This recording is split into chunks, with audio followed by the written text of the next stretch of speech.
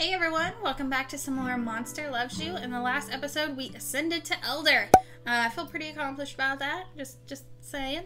But we have 14 days left of Elderhood before, I'm assuming, the end of the game. So let's jump right in and see what happens after Elderhood. But before we start, don't forget to subscribe so you don't miss out on more awesome content in the future. And let's jump right in. Alright, so we're going to do this like we did the last one. We're going to alternate politicking and journeying. So we're going to start with journeying first. Let's see. Let's go with these. Because we need to build up like our bravery and honesty and ferocity. You're investigating a stack of crates in an alley and you hear a shriek. Ah, screeching boxes! Wait, it's a small child. He runs in, followed by 3 slightly larger ones. The small one jumps behind the crate and hides next to you. What about the 3 larger ones? Keep the small one hidden. Teach the child to be a monster and attack. It must be a human child. Eat them, all of them. Let's see. Teach the child to be a monster and attack. You attempt to be a frenzy of fangs and fur.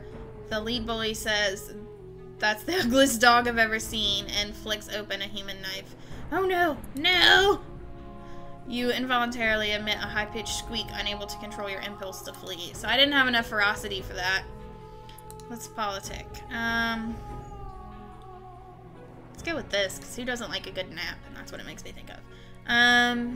You're just concluding a thrilling speech to the other elders. Finally, something goes smoothly. Snore, snork, snork. What is that noise? Old Hamrag fell asleep in the middle of your speech. Again, his pig-like snout and 4 nostrils give his snores a poignant yet thunderous quality. Cough gently.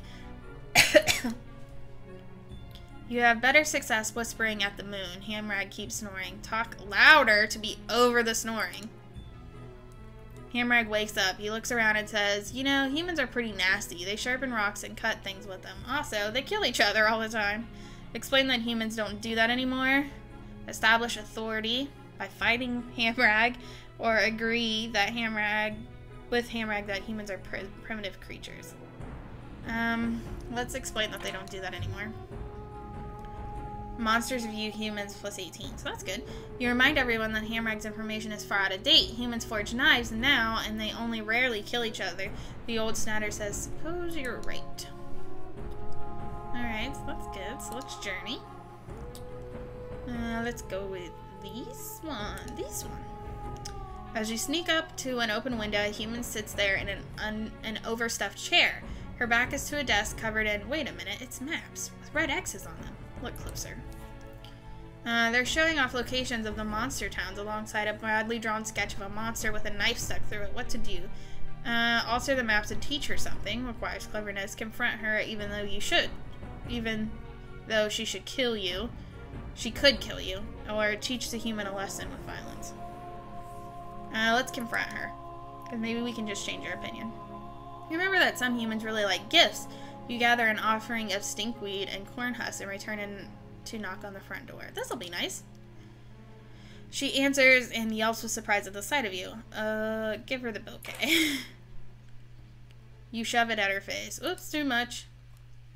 Still, she seems to find the situation more curious than frightening. For me? Not at her. She looks bewildered and touched. She utters a quick thanks before hesitating and retreating into her house. Okay, so let's politic. Let's go with this one. The spine doctor looks up from her current patient. She's working a human knife free of a young monster's ribs. Humans are dangerous. Try and change the subject. Show them humans are unstoppable. Watch and listen. Let's just watch and listen.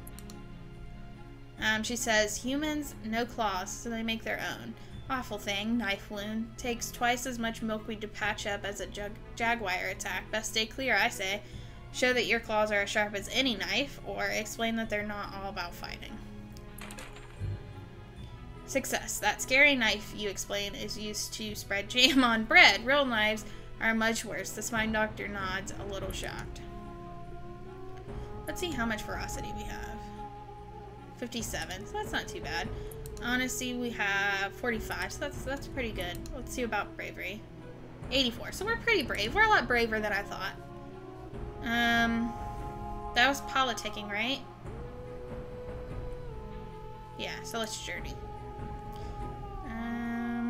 Let's go with this one. You watch an elderly human try to fix his house. He looks up at a leaky roof with a sigh as it starts to rain and goes inside. How bad is the leak? Looks like a trickle of water is getting into the attic from the storm. It might do some damage to the human's house. He also left his tools out. Steer clear is too dangerous. Brave the rain and danger and repair the roof. Requires bravery. Or kindly protect his tools from the rain. It's only letting in some rain. Fix it. So make it worse. Let's do this. Let's repair it. Success. The human hears hammering above. He emerges just as you leap away and the repairs are finished. Look at me being all sweet. And these numbers are doing pretty good. 46 and 46%. Okay, so let's politic. Let's go with these one. Greed Blitz puffed up in a multi-symbolic importance addressed to other elders. My fellow monsterin, he begins. I propose we meet the humans halfway. What, in that meadow near the forest? No, he clears his throat. I think we should learn from them and adopt human ways to become more civilized. Agree and explain that some human innovation. Yes, I've learned much watching their hunters. Here, start an exploratory committee to look into the matter, or yes, we should use their tricks against them. We have the most cleverness, so let's start here. You make a persuasive case. Under your tutelage, the other gathered elders learn much about organization governing the human way. Okay, so let's journey. We're doing good, I think. We're doing good. So let's go with this since there's two of them. You're splashing through the rain gutters when you spy a human on the steps below. She snuffles and sobs into a tissue. A crumpled letter lies beside her. Help the human. You slide down the gutter and squat beside the human. She squeaks, then holds very still when you don't attack her. Okay. Finally, she says, you want to know why I'm crying? My parents say I must marry Ernest, but I don't love him. I just wish he'd go away. Help her no matter how dangerous they may be. Offer to harmlessly scare him away or devour her.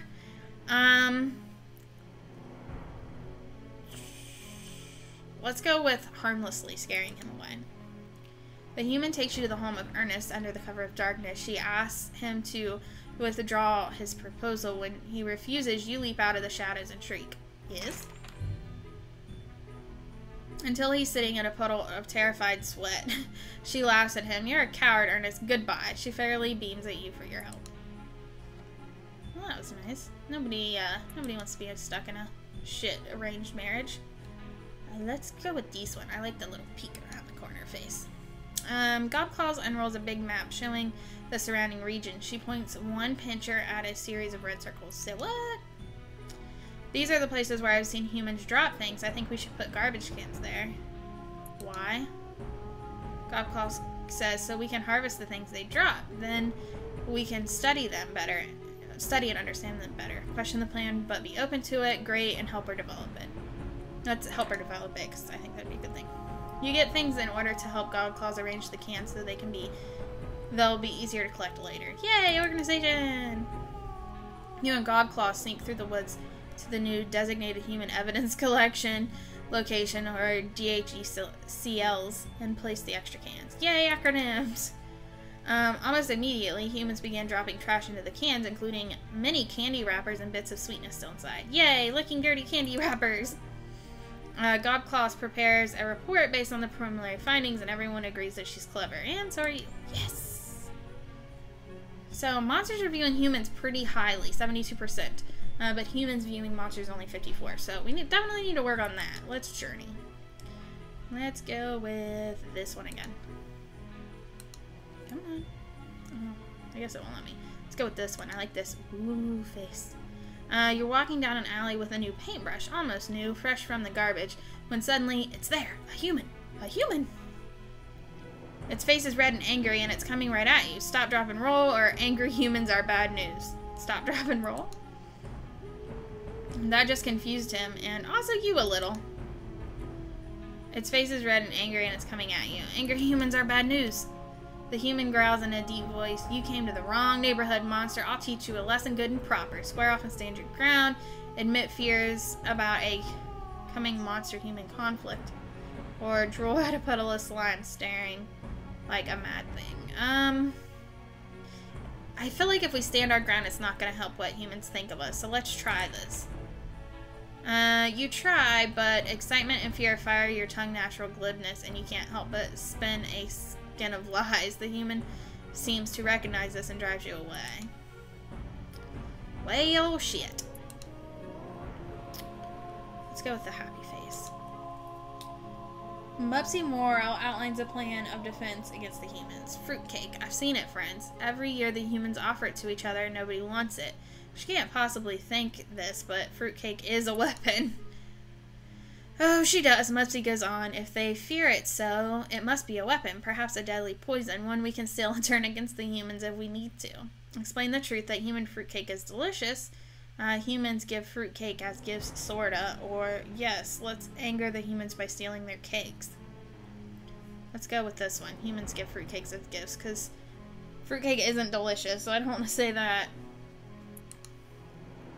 Everyone is shocked. You've said surprising things before, but it's pretty blatant. Mupsy mutters something to a friend, too quiet for anyone else over here. Look at Mupsy expectantly. Mupsy mutters, you are known for your generosity, so perhaps you're right, but I still want to get my claws on some fruitcake. No, you don't, Mupsy. No, you don't. Okay, let's journey. Let's go with this one. An older human and many children sit in rows in a hot, echoing room.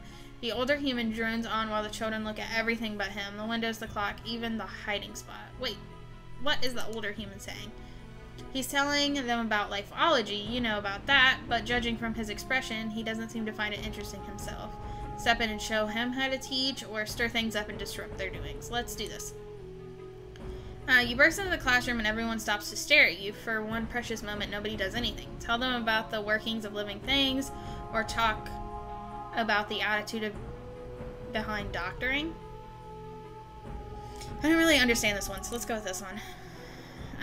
You begin your lecture, smoothly explaining how the heart pumps blood and just how many miles of veins and arteries they have in their bodies, and the whole class listens fascinated. Go on. You're well into the second hour of your lecture when the bell rings and the teacher says, I'm sorry, but that's all the time we have. Wrap things up.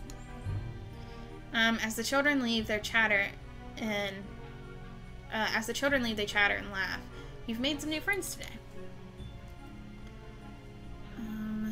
Let's journey again, just so we can try to even out the numbers.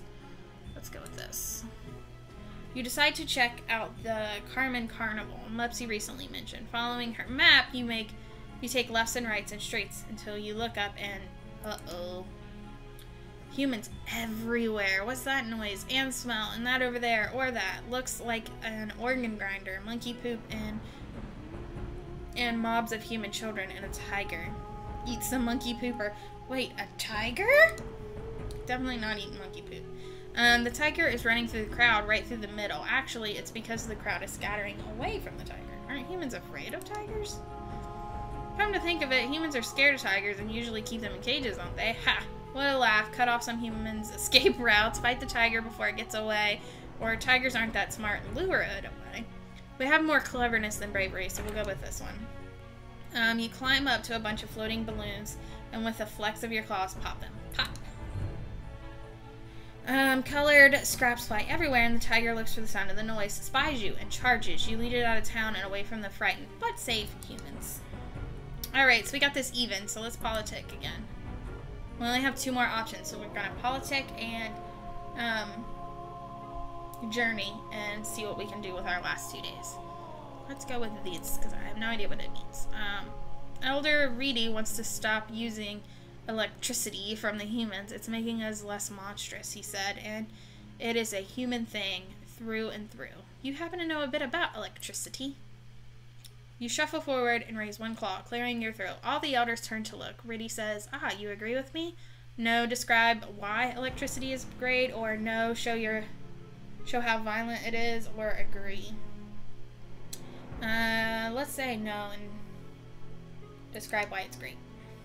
You explain your point of view. Some of the younger elders start talking about doing more with electricity than just keeping things cold or well lit. Explain what you know about electricity, the good and the bad. You describe some of the things you've seen, boxes moving pictures, way to send messages by clicking one's fingers on a board, and the others believe you. Of course they do. You're not thought of as a liar, after all. They're fascinated. The group agrees to look into new ways to use electricity for the benefit of monster civilization. Birdie hisses and stalks away. Ooh, 98%. That's pretty damn good. So let's go on our last journey. Let's go with this one. What is this place? You're in a dark, dank, woody room that smells like old jaggery. I don't know what jaggery is, but whatever. Mosey on it. Humans sit in a long counter and drink what looks like foamy cider, and they seem sad and a little confused. Ah, a drinking place. After a bit, you see that there's a stool open, so you climb up and plop down. One of the humans starts muttering about his problems. Can the humans see what you are? Get out of there before he realizes you're a monster. Strike up a conversation with the human, or have a throwing contest. Break the liquor bottles with darts and billiards. Let's just strike up a conversation. My wife just took my jellyfish, and my dog just ran away. He goes on and on about what sounds like a pretty awful situation. Listen on, he seems sad already, or give him some gentle but tough love. Let's just listen. You keep listening, clamping down on the urge to try and solve his problems before he's done complaining about them. Keep listening.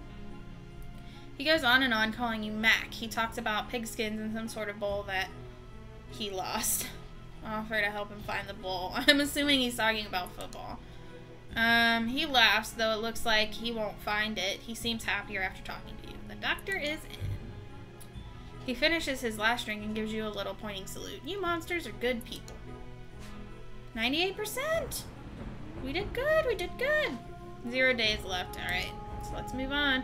As you walk through the Portland Square, you think on your past. You lived a good life, but the one thing you were never able to gain was phenomenal respect among your peers. Who cares? Though monsters have always feared and loathed humans in the past, you work towards improving relations has paid off. Monsters have come to respect and like them. Well done. Grand. Meanwhile, humans, who once hated all monster kind, have come to understand that monsters aren't terrible evil things. Rumor has it that the humans think pretty well of you. Okay. Shattering your revere, a terrible commotion erupts. Elders and younger monsters alike are milling about in a great mob. What is it? Blotch drops from a nearby roof. Humans are coming this way. What? Blistry says, that's wonderful. We can talk to them. It's true. Relations have been warming up. But monsters and humans meet deep in the whale mist. There is considerable shuffling of feet and paws. Everyone wants to talk, but nobody wants to make the first move. If only some monster were to speak up. Yes, if only. A few of the other elders are looking at you, strangely enough. Slash one of them in the throat to show them who's boss, or welcome the humans as friends. Everyone breathes a sigh of relief as you put your best claw forward. It's the first step in a long journey, a journey on which monsters and humans will cooperate in all things. What happened next? The end. We combined, the achievement was combined prosperity, so I'm assuming we did well. And so, monsters and humans worked, lived, and played together for many happy generations to come. Hooray for the future! So, we did pretty well. We could have been more honest, more ferocious, and gotten more respect. But we did pretty well. Not too shabby. So, I'm assuming there's all these different endings that you can get, judging from all these different shadows here. But I don't know if I'm going to play any more of this. I might do it in my free time, but I don't think I'm going to play more of it on the channel. If you guys want to see the rest of the endings, leave me a comment and let me know, and I will look into getting all the endings for you. Maybe just compile all the endings into one video. But yeah, that's going to wrap up Monster Loves You. So give this video a thumbs up if you enjoyed the series. As always, thank you so much for watching. Don't forget to comment and subscribe before you leave, and I will see you in the next video. Bye!